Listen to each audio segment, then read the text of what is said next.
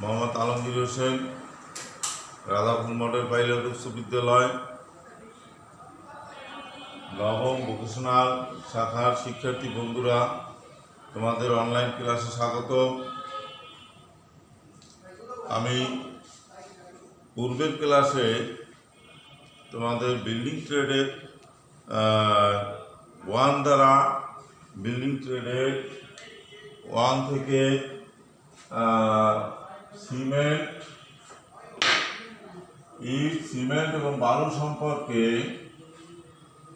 আলোচনা করেছি। এখন তোমাদের বিল্ডিং ট্রেড, ইট, সিমেন্ট এবং বালু সম্পর্কে তোমাদের ক্লাস হয়ে গেছে। এর ভিতরে যদি কোনো প্রশ্ন থাকে তাহলে তোমরা আমাকে ফোন করিয়া অথবা যেখানে বসে আমার সাথে দেখা হয় সেখানে জিজ্ঞেস করবে। এখন তোমাদের বিল্ডিং ট্রেড 2 থেকে আমি অধ্যায় 1 থেকে কাঠ ও টিম্বার সম্পর্কে আলোচনা করব। আমাদের নির্মাণ কাজে প্রয়োজনীয় একটা উপাদান হলো কাঠ ও টিম্বার। যুগে যুগে আমরা কাঠকে জ্বালানি কাঠ হিসাবে ব্যবহার করে আসছি। জ্বালানি কাঠ ছাড়াও কাঠ থেকে আমরা আসবাবপত্র, আলমারি, শোকেস ইত্যাদি ইত্যাদি নির্মাণ করে আসছি। এইবার প্রশ্ন হলো, কাঠ ও টিম্বার কি?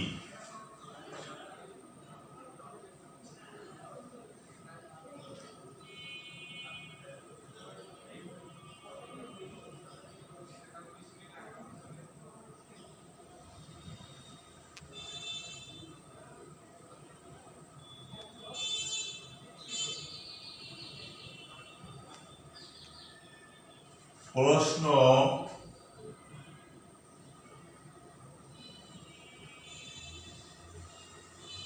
কাঠ ও টিম্বার কি? কাঠ ও টিম্বার কি? কাঠ একটি জৈব পদার্থ। ইহা গাছের মাধ্যমিক অংশ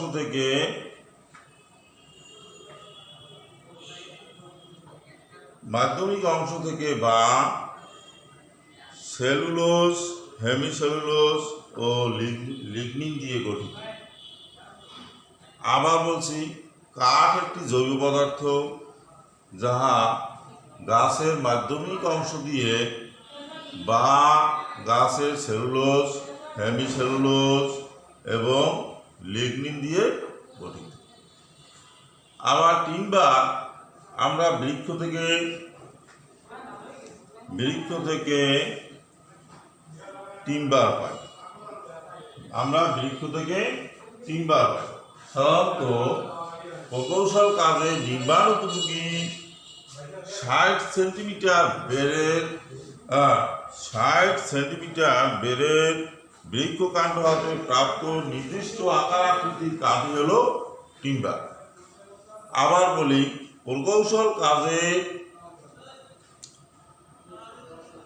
ব্যবহার উপযোগী কমপক্ষে 60 সেন্টিমিটার বেড়ের নির্মাণ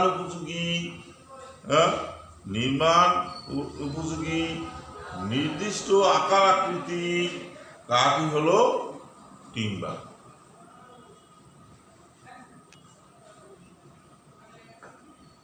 গাছের সকল অংশেই কাঠ থাকে, কিন্তু সকল অংশের কাঠ ব্যবহার উপযোগী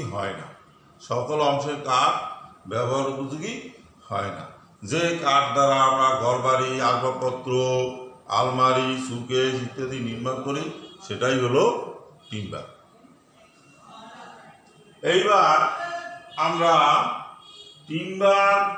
কাঠ ও টিম্বারের মধ্যে পার্থক্য সম্পর্কে আলোচনা করব। কাঠ ও টিম্বারের মধ্যে পার্থক্য দেখো তোমরা পোস্টার পেপারে আছে লিখে নাও। কাঠ টিম্বার। 1 নম্বরে সরাসরি গাছ থেকে পাওয়া কাঠ ছাড়াও একই রকম বৈশিষ্ট্য সম্পন্ন অন্যান্য বৃক্ষজাত বস্তু কাঠ। টিম্বার প্রকৌশল কাজের উপযোগী কাঠই টিম্বার। যে কাঠটা প্রকৌশল কাজের উপযোগী হবে সেটি হলো টিম্বার। 2 নম্বরে কাঠের চিমটে বা আঁশ থেকে প্রযুক্তিগত উপায়ে পাওয়া বস্তুকেও কাঠ বলে। টিম্বার 2 নম্বরে সাধারণত প্রকৌশল কাজে ব্যবহার উপযোগী কমপক্ষে 60 সেন্টিমিটার বেড়ে বৃক্ষের কাণ্ড হতে প্রাপ্ত নির্দিষ্ট আকার আকৃতি কাঠকে টিম্বার বলে। 3 নম্বরে গাছের সকল অংশের কাঠ থাকে কিন্তু সকল অংশের কাঠ কাজের উপযোগী হয় না। সকল অংশের কাঠ কিন্তু কাজের উপযোগী হয় না। এখানে টিম্বারে 3 নম্বরে দেখো, যে কাঠ দিয়ে ঘরবাড়ি, আসবাবপত্র, যানবাহন, সেতু ইত্যাদি তৈরি করা হয় তাকে টিম্বার বলে। টিম্বারটা হলো কি, যে কাঠ দিয়ে ঘরবাড়ি, আসবাবপত্র, সেতু ইত্যাদি নির্মাণ করা হয় সেটি হলো টিম্বার। 4 নম্বরে কাঠ, গাছের সকল অংশে কাঠ থাকে যা সব সময় কাঠ নামেই পরিচিত। গাছের সকল অংশে যেমন সারি কাঠ, উষারি কাঠ, উষার কাঠ, হালকা ভারী সব অংশেই কাঠ থাকে, কিন্তু সব সময় সকল অংশে কাঠ নামেই পরিচিত। আর 4 নম্বরে টিম্বার দেখো, টিম্বার যখন জীবন্ত গাছের মধ্যে থাকে তখন তাকে স্ট্যান্ডিং টিম্বার। যখন জীবন্ত গাছের মধ্যে থাকে তখন তাকে স্ট্যান্ডিং টিম্বার। যখন গাছ থেকে কাটা হয় তখন তাকে রাফ টিম্বার, এবং যখন কাজের সুবিধার জন্য নির্দিষ্ট মাপে কাটে তখন তাকে কনভার্টেড টিম্বার বলে। এখন এই টিম্বার কয়ভাবে নাম আছে? 3 ভাবে। একটা হইল standing timber, rough timber, converted timber. গাছ যখন জীবিত থাকে তখন তাকে স্ট্যান্ডিং টিম্বার, যখন কাটা হয় তখন তাকে রাফ টিম্বার, এবং কাজের উপযোগী যখন হবে তখন তাকে কি বলে? Converted timber. এইটা হলো কাঠ ও টিম্বারের মধ্যে পার্থক্য। এটা কি পার্থক্য? এইবার আসো 1.3 ভালো কাঠের গুণাগুণ ও বৈশিষ্ট্য। ভালো কাঠের গুণাগুণ ও বৈশিষ্ট্য। 1 নম্বরে ভালো কাঠ সম্পূর্ণ সার হতে হবে। 2 নম্বরে কাঠ কাটলে কোনরূপ দুর্গন্ধ হবে না। 3 নম্বরে ভালো কাঠ গিট, ফাটা ইত্যাদি দোষমুক্ত হবে। 4 ভালো কাঠ রিড কাঠ হাতে সংগৃহীত হতে হবে। ভালো কাঠ আঘাত করলে সুস্পষ্ট আওয়াজ হবে। 6 নম্বরে ভালো কাঠ ওজনে ভারী হবে। ভালো কাঠ কি হবে? ওজনে ভারী হবে। 7 নম্বরে কাঠের আঁশগুলো সরল, মসৃণ ও সুদৃশ্য হবে। 8 নম্বরে ভালো কাঠ দিয়ে কাজ করা সুবিধাজনক এবং পৃষ্ঠদেশ মসৃণ হবে। 9 নম্বরে ব্যবহারের পর আকার, আকৃতি ও রঙের তারতম্য ঘটবে না। আকার, আকৃতি, রঙের তারতম্য ঘটবে না। 10 নম্বরে বার্ষিক বলয়গুলো কম প্রশস্ত, কাছাকাছি হবে। 11 নম্বরে যতটুকু সম্ভব অগ্নিরোধক হবে। অগ্নিরোধক হবে। 12 নম্বরে প্রাকৃতিক ও কৃত্রিম দোষ মুক্ত হবে। প্রাকৃতিক ও কৃত্রিম তোমরা আগেই জানো, গাছের দোষ আছে, প্রাকৃতিক দোষ আছে, কৃত্রিম দোষ আছে, যেটা মানুষের সৃষ্টি, আর প্রাকৃতিক যেটা গাছে এমনি হয়। এই দুইটা দোষ মুক্ত হতে হবে। যতটুকু সম্ভব প্রাকৃতিক ও কৃত্রিম দোষ মুক্ত হবে। 13 নম্বরে ভালো কাঠের উত্তম কার্যকারিতা থাকবে। কার্যকারিতা উত্তম থাকবে, অর্থাৎ নির্দিষ্ট মেয়াদ পর্যন্ত সেটা ব্যবহার উপযোগী থাকবে। 14 নম্বরে কাঠের সর্বত্রই রঙের সাম্যতা থাকবে। এখানে আরেকটা কথা হলো রঙের সাম্যতা, অর্থাৎ কাঠগুলো সর্বত্রই একই রং থাকবে। এখানে কোনো রকমের তারতম্য করবে না। এটা হলো ভালো কাঠের গুণাগুণ ও বৈশিষ্ট্য। তোমরা যদি না বুঝো প্রশ্ন করতে পারো, অথবা আগামী ক্লাসে প্রশ্ন করবে, আর এটা ভালো করে লিখবে এবং মুখস্থ করবে।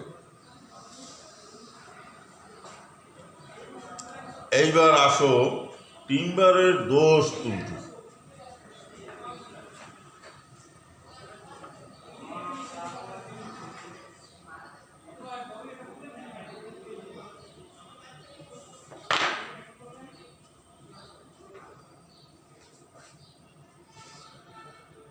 টিম্বারের দোষ ত্রুটি 1.4 টিম্বারের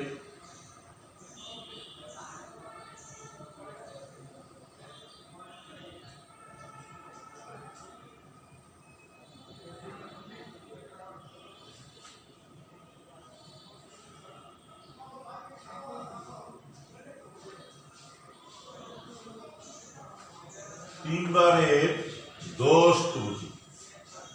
টিম্বারের দোষ ত্রুটি, টিম্বারের দোষ ত্রুটি বা কাঠের দোষ ত্রুটি নিম্নরূপ: গিট, ফাটল। কাঠের দোষ ত্রুটি নিম্নরূপ: 1 নম্বরে কি? গিট,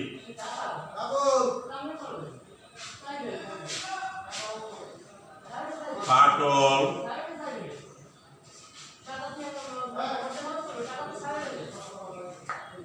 3 নম্বরে কাঠে গিট, কাঠে ফাটল, উল্টা বা মোচড়ানো আঁশ, উল্টা বা মোচড়ানো আঁশ, উল্টা বা মোচড়ানো আঁশ বেঁকে যাওয়া। 4 নম্বরে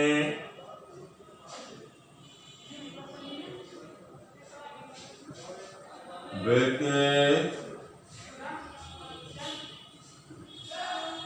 যাওয়া। এগুলো হলো টিম্বারের দোষ ত্রুটি। 1 নম্বরে গিট, 2 নম্বরে ফাটল, 3 নম্বরে উল্টা বা মোচড়ানো আঁশ, 4 নম্বরে বেঁকে যাওয়া। এইবার আমরা কাঠের খুঁত বা ত্রুটি 2 প্রকার।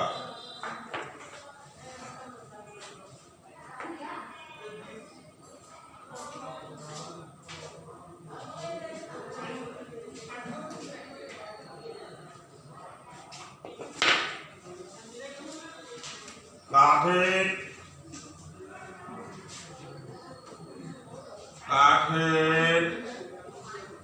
খুঁত বা ত্রুটি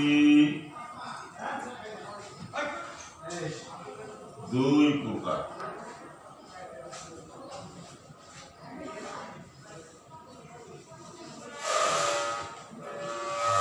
কাঠের খুঁত বা ত্রুটি 2 প্রকার।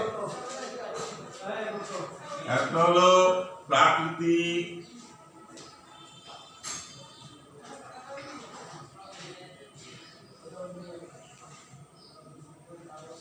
প্রাকৃতিক। 2 নম্বরে রূপান্তরিত,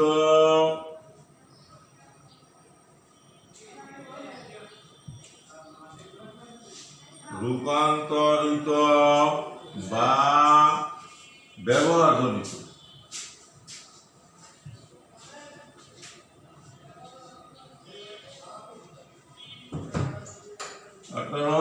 রূপান্তরিত বা ব্যবহারজনিত ত্রুটি।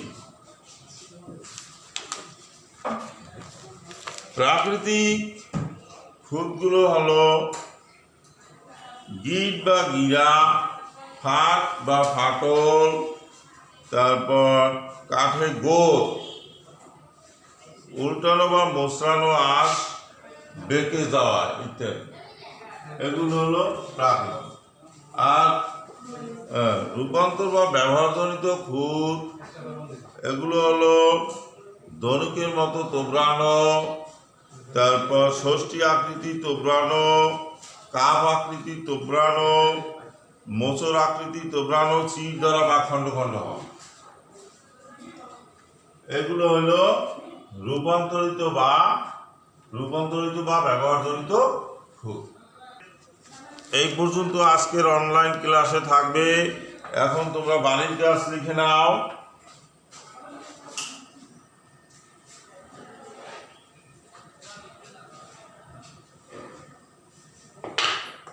বাড়ির কাজ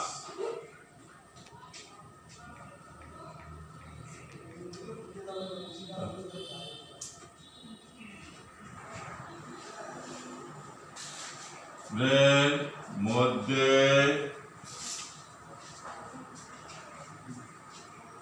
পার্থক্য, কাঠ ও টিম্বারের মধ্যে